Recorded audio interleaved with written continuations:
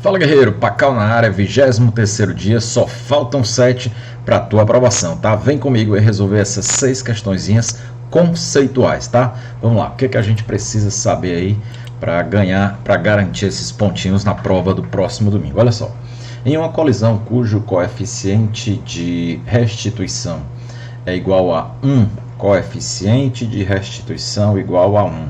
Esse caso aqui, galera, é exatamente o caso onde você tem a colisão perfeitamente elástica, tá? Perfeitamente elástica. É só você lembrar, uma dicasinha fácil, boba, mas vai te ajudar muito, é só você lembrar que 1 representa 100%.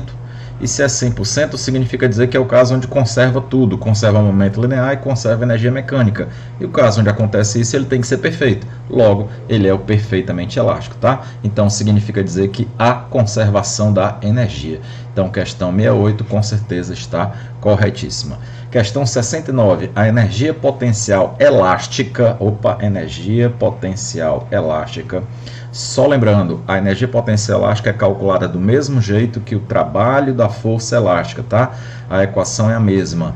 E significa dizer também que é uma força que não depende da trajetória, ela é chamada de conservativa, guarda bem esse nome, tá? E ela é calculada assim, ó, kx ao quadrado sobre 2. Então, quem é ao quadrado é a deformação, é o tanto que ela é esticada ou o tanto que ela é comprimida, não é o valor do k. E ele está dizendo na questão que é proporcional ao quadrado da constante, não é da constante, é da deformação.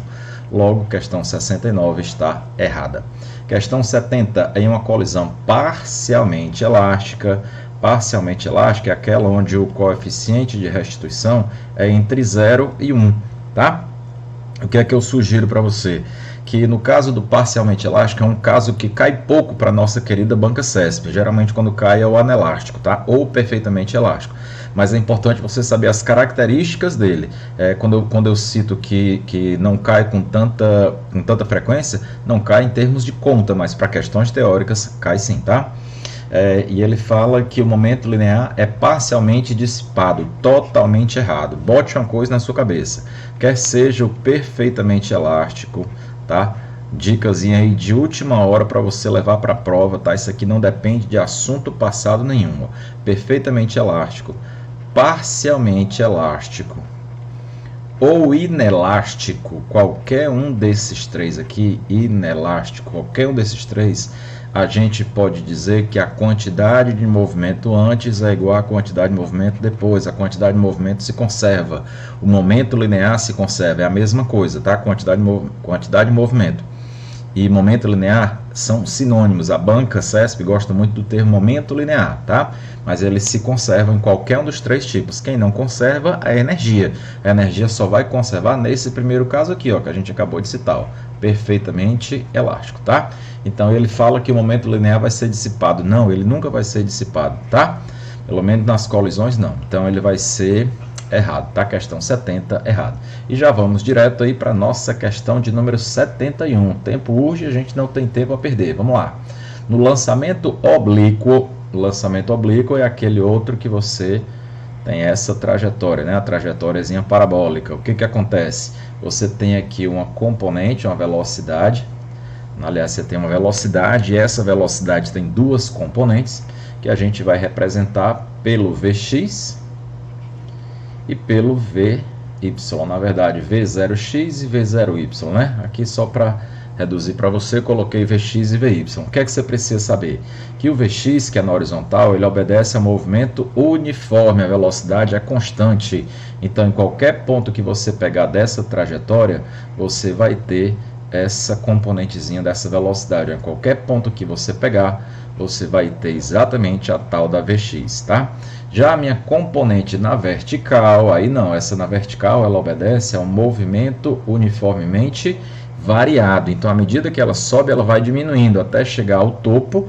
Na hora que você chega aqui ao topo, ó, Vy é zero. Vx não, Vx continua existindo.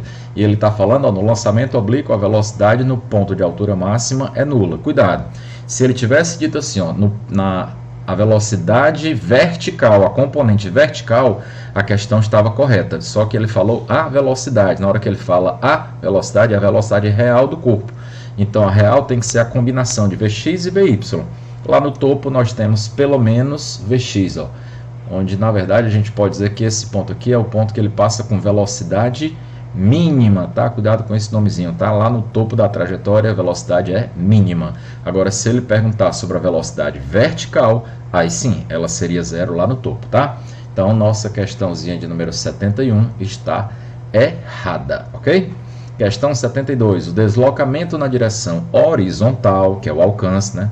Deslocamento na direção horizontal, isso é o alcance. Em um projétil lançado obliquamente, obedece a uma função quadrática. Cuidado, tá? Isso já foi alvo da prova passada, e ele coloca exatamente esse nome quadrática para poder você lembrar de parábola. E você vê a figura, você vê a trajetória da partícula, vê uma parábola e pode até achar que está correto. Na verdade, o que ele quer saber é com relação ao deslocamento. Deslocamento obedece qual função? Seguinte, na horizontal a gente falou que o movimento é uniforme. Se o movimento é uniforme, a velocidade é constante. Se a velocidade é constante, a equação que representa a posição, a equação que representa o deslocamento, que foi o termo citado, ou deslocamento, ele obedece a uma função do primeiro grau. Se é do primeiro grau, é uma função linear e não uma quadrática, tá? Então, questão de número 72 está errada. Questão 73, para a gente terminar aí rapidinho essas 6 questões conceituais, hein? A velocidade na direção vertical, velocidade na direção vertical, então está falando de Vy. Em um projétil lançado obliquamente, ainda na mesma situação, obedece a uma função linear. E porque na vertical a velocidade ela varia obedecendo essa equação aqui, ó, tá? Então a velocidade obedece a uma função do primeiro grau, então ela realmente é linear. O que é que eu preciso chamar aqui a sua atenção?